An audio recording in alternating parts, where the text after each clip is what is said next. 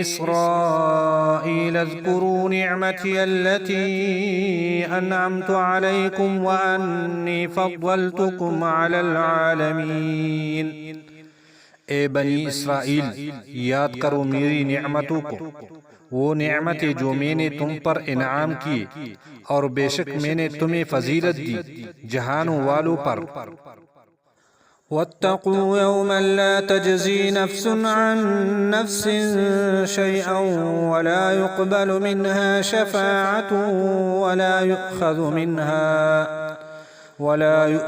منها عدل ولا هم ينصرون۔ اور ڈرو اس دن سے نہیں کفایت کرے گا کوئی نفس کسی نفس سے کچھ بھی، اور نہ قبول کی جائے گی اس کی طرف سے شفارس، اور نہ لیا جائے گا اس کی طرف سے جرمانہ، اور نہ ان کی مدد کی جائے گی۔